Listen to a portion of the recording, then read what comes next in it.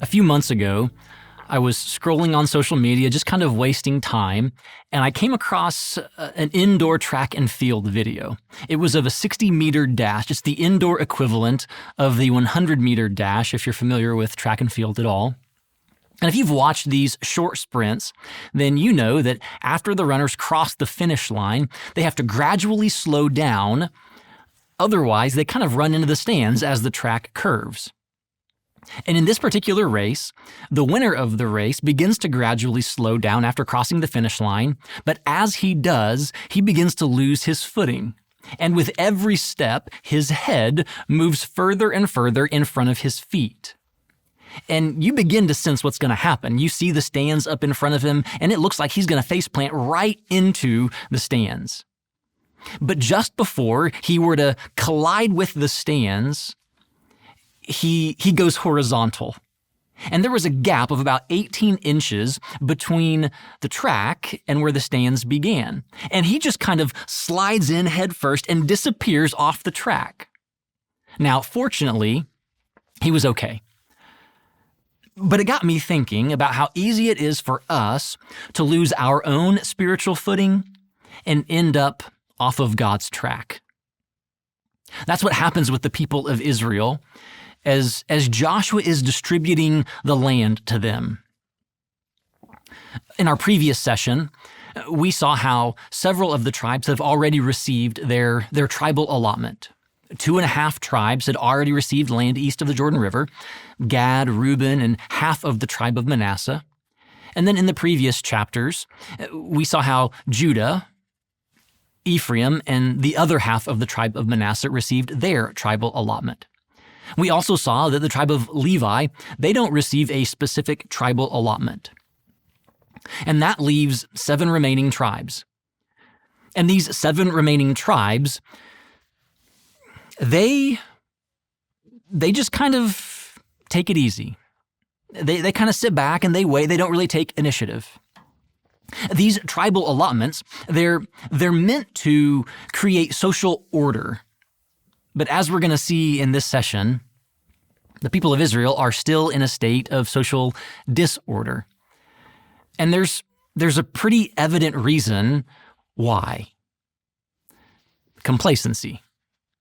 These 7 remaining tribes, they've grown complacent. And as we'll see in this session, complacency creates chaos. Before we see how complacency leads to or creates chaos, the author wants to kind of set the scene for us. And he sets the scene for us in Joshua chapter 18, verses 1 and 2. It says, "The whole assembly of the Israelites gathered at Shiloh and set up the tent of meeting there. The country was brought under their control, but there were still 7 Israelite tribes who had not yet received their inheritance." The scene that's being set for us is the scene of worship. We see the mention of the tent of meeting, which is a synonym for the tabernacle, the place where Israel would go to meet with God. This is the 3rd location where the tabernacle had been set up in Joshua. Gilgal, Shechem, and now Shiloh. And Shiloh will be the location for the setting up of the tabernacle for years and years to come. This is meant to be a scene of worship, but it quickly becomes a scene of wavering because they grow complacent, and complacency creates chaos. But Joshua will try to avert the chaos by taking action. Verse 3, "So Joshua said to the Israelites, 'How long will you wait before you begin to take possession of the land that the Lord, the God of your ancestors, has given you?'" These 7 remaining tribes, they're waiting. Contrast that with Caleb. In our last session, we saw that Caleb had waited 45 years to receive the land that God had promised him. But when it was time to take initiative, Caleb didn't wait any longer. He acted. These other remaining tribes, when it's time for them to take initiative, they take a seat. They want to take it easy. They want to kick back and relax. They grow complacent, and complacency creates chaos. Joshua tries to combat this chaos with a plan of his to get the other 7 tribes involved. They haven't really done anything yet, but he thinks maybe if they take ownership, maybe they'll take initiative. And the plan begins, verse 4. He says, "Appoint 3 men from each tribe. I will send them out to make a survey of the land and to write a description of it, according to the inheritance of each. Then they will return to me. You are to divide the land into 7 parts. Judah is to remain in its territory on the south, and the tribes of Joseph, that would be Ephraim and Manasseh, in their territory on the north. After you have written descriptions of the 7 parts of the land, bring them here to me, and I will cast lots for you in the presence of the Lord our God. The Levites, however, do not get a portion among you, because the priestly service of the Lord is their inheritance. And Gad, Reuben, and the half tribe of Manasseh have already received their inheritance on the east side of the Jordan. Moses, the servant of the Lord, gave it to them." Joshua's plan is to have every tribe choose 3 representatives. 3 representatives to go out and kind of survey the land.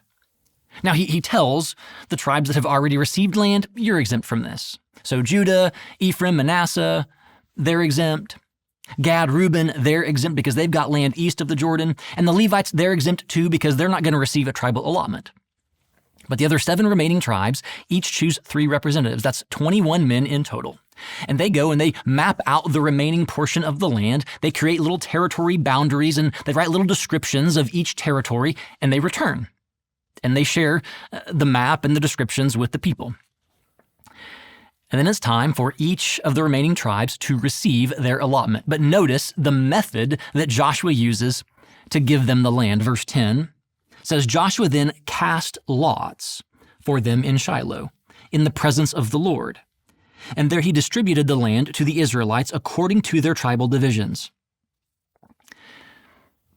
Casting lots may seem like kind of a random and arbitrary way for each of these tribes to receive their allotment. I mean, it could be something like throwing dice, it could be like flipping a coin, or maybe there were different stones, one for each tribe, and the stone that was selected went to that territory. Whatever the mechanism was, casting lots, it seems random and arbitrary. But the mention of it taking place in Shiloh, in the presence of the Lord, is a way to say that God's hand was in it, that God can work through the seeming random and arbitrary acts of life. The first tribe that's mentioned is the tribe of Benjamin in verse 11. The first lot came up for the tribe of Benjamin according to its clan. Their allotted territory lay between the tribes of Judah and Joseph. In the verses that follow, verses 12 through 20, we see the boundaries get listed. Following that, verses 21 through 28, you see the cities get listed. More attention is given to Benjamin than all of the other 6 remaining tribes, and scholars debate why that is. Some scholars think that Benjamin is given more attention than the other 6 because it's from the tribe of Benjamin that Israel would receive its first king, King Saul. And some scholars think that the book of Joshua was written around the time of Saul's reign. Others, however, think the book of Joshua was written significantly before the reign of Saul, maybe just a generation or 2 after the life of Joshua. So another possibility as to why Benjamin gets so much attention could be to show parallels between chapters 18 and 19 and the chapters that precede, chapters 14 through 17. In those previous chapters, the first tribe to receive an allotment of land was the tribe of Judah. And if you go back to chapter 15 and you read about their territory, you see that the boundaries are listed first, the cities then follow. Just like here with Benjamin. Boundaries are listed first, cities then follow. After Judah receives their allotment, the next tribes are Ephraim and Manasseh. When you look at their tribal allotment, those 2 tribes, they only have partial success in taking the land. Their boundary markers aren't really clear, and their territories are kind of fragmented. When you look at the 6 tribes after Benjamin that received their land, the same is true. They only have partial success. Their boundaries aren't always clear, and their territories are more fragmented. There are several parallels between these two sections of inheritance chapters. The first of the 6 remaining that's mentioned is Simeon. The beginning of chapter 19, verse 1. The second lot came out for the tribe of Simeon according to its clans. Their inheritance lay within the territory of Judah. Notice Judah's generosity here. Judah looks at its territory and thinks, you know what, we've got room to spare. And so they give some of their land to the tribe of Simeon. And Simeon basically becomes subsumed within the tribe of Judah. They almost lose out their own identity. Now contrast the action of Judah with that of Ephraim and Manasseh. In our previous session, in chapters 16 and 17, Ephraim and Manasseh, they receive their tribal allotment, and then they come to Joshua and they complain about it. They complain that it's not enough land and not good enough land. Judah here says, we've got more than enough. We're willing to share our land. And they share it with Simeon. After Simeon comes Zebulun. And in verse 15, we're told that they have 12 towns. But if you count the list, there are actually more than 12 there. It's difficult to identify which towns are meant to be included and which ones are more like boundary markers for us. Then comes Issachar and its 16 towns, followed by Asher and its 22 towns. And just like Zebulun, when you count the list with Asher, there are more than 22 listed there. And so again, you might have some that are more like boundary markers that aren't actually included in the city list, and others that are. Then you have the tribe of Naphtali and its 19 towns. And again, the number 19 doesn't match the number that's listed there. And so again, you might have some that are more like boundary markers rather than individual cities within the territory. Finally, you have the tribe of Dan. And Dan is an interesting case. Dan is given land that is in the middle of Israel, kind of north of Judah and kind of south of Ephraim, kind of right there in the center part of the land, but they never actually settle there. If you fast forward to the book of Judges, there's a story in which the people of Dan, they go north to the very northernmost part of Israel, and they attack an unsuspecting and peaceful people against God's will, and they settle up there. And as we conclude these chapters, we see how complacency creates chaos. The tribe of Dan never settles in the land that it's supposed to. Simeon is kind of subsumed within Judah and almost loses its own identity. Several of the cities that are listed throughout these chapters are never actually conquered. They have partial success, and on the list could go. Complacency creates chaos. But then we get Joshua. After all of the tribes have received their own allotment, Joshua receives his unique allotment of land at the end of chapter 19 in verses 49 and 50. When they had finished dividing the land into its allotted portions, the Israelites gave Joshua, son of Nun, an inheritance among them, as the Lord had commanded. They gave him the town he had asked for, Timnath-Serah, in the hill country of Ephraim, and he built up the town and settled there. Joshua is from the tribe of Ephraim, and so he requests specifically a town in the hill country of Ephraim, which is interesting because if you think back to the previous session, when Ephraim comes to Joshua to complain about the land that they're given, part of their complaint is the hill country. They say, it's too difficult for us to take that land. There are people there with iron chariots. The terrain is too difficult. But Joshua requests the very land that his own tribe says is too difficult to take. And Joshua takes it. And as we reflect on all of these tribal allotments, going all the way back to chapter 13, where this kind of portion of Joshua began, all the way through chapter 19, where all of the tribes received their land, we see how God is generous in giving to his people, how he gives them this land. But as we move toward chapters 20 and 21, we see that Israel is given a chance to give back to God. We could just call it a tithe. And in chapters 20 and 21, there are two different ways that the people of Israel are given a chance to tithe back on their land. The first way is through cities of refuge. These cities of refuge are 6 different cities that are given to protect those who accidentally and unintentionally kill somebody else. We read about it in chapter 20, verses 1 through 6. Then the Lord said to Joshua, "Tell the Israelites to designate the cities of refuge, as I instructed you through Moses, so that anyone who kills a person accidentally and unintentionally may flee there and find protection from the avenger of blood. When they flee to one of these cities, they are to stand in the entrance of the city gate and state their case before the elders of that city. Then the elders are to admit the fugitive into their city and provide a place to live among them. If the avenger of blood comes in pursuit, the elders must not surrender the fugitive, because the fugitive killed their neighbor unintentionally and without malice aforethought. They are to stay in that city until they have stood trial before the assembly and until the death of the high priest who was serving at that time.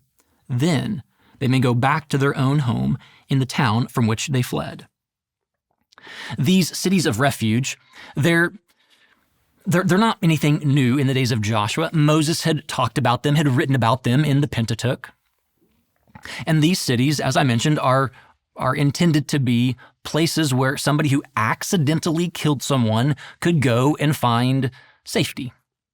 Because in that day, in that age, every family or every clan had a family leader who was an avenger of blood, a leader of the family who was kind of responsible for making sure that their family received justice. And if somebody in the family was killed accidentally or unintentionally or not, their job was kind of to make sure that the justice got dispensed. And as you might suspect, there could be times when the avenger of blood would take things too far and would end up taking vengeance on somebody who was innocent, who accidentally killed somebody. So these cities of refuge were set up so that person could flee to that city, and the leaders of the city could gather and they could hold trial to see if that person is in fact innocent. If they were innocent, the innocent party would remain in that city until the death of the high priest. And scholars debate why. Maybe the high priest's death served as sort of an atonement for the death of the innocent victim. Or maybe it functioned more like a statute of limitations. Either way, in chapter 20, we see something that is close to the heart of God, something that God cares about. Through these cities of refuge, we see that God cares about justice. God cares that his people conduct themselves and carry out justice.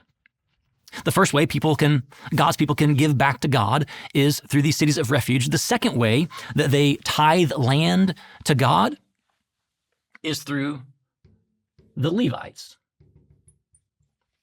They give Levitical cities. In fact, chapter 21 lays out 48 different cities that are given to the Levites that come from the rest of the tribes. It should also be noted that among those 48 cities, 5 of the 6 cities of refuge are included, which tells us that the Levites in some way have a role to play in carrying out and dispensing God's justice. But the Levites' primary task is to discern, interpret, and teach God's law, teach God's word. And if you were to take the time and map out these 48 Levitical cities, you would see that they scatter among the nation, many of them on kind of the frontiers of where they were conquering land. But they were spread out in such a way that virtually every Israelite citizen could travel to a Levitical city within about 10 to 15 miles, maybe a half day's journey.